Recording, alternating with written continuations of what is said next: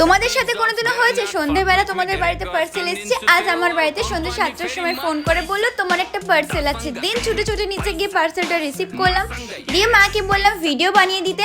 আর দেখলাম জোস থেকে আমাকে একটা গিফট হ্যাম্পার পাঠিয়েছে। এটা হচ্ছে নববর্ষে আমি উইনার হয়েছিলাম না কি হয়েছিলাম জানি না, ম্যাম ফোন করে বলেছিল যে একটা পার্সেল যাবে তোর কাছে নববর্ষে, তো সেই পার্সেলটাই আজ এলো। তো আমি খুব খুশি হয়েছি। একটা ডায়েরি দিয়েছে যেটা আমি স্ক্রিপ্ট লিখবো, আর ছোট্ট একটা রিং লাইট দিয়েছে। দিন এটা আমি দেখে অবাক, কারণ শীতকালে এই পোশাকটা আমি পরতে পেলাম না, যেটা আমাকে গ্রীষ্মকালে পাঠালো। এখন রোদে পুড়ে কালো হয়ে শেষ হয়ে যাচ্ছি, আর এখন আমাকে সোয়েটার পাঠিয়েছে জোস থেকে।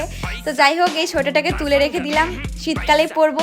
দিয়ে সন্ধেবেলা একটু বেরোলাম, কারণ আজকে জয় এসেছিল দেখা করতে, ওর সাথে একটু আড্ডা ফেটটা মেরে দেন আমরা চলে গেলাম একটু খেতে।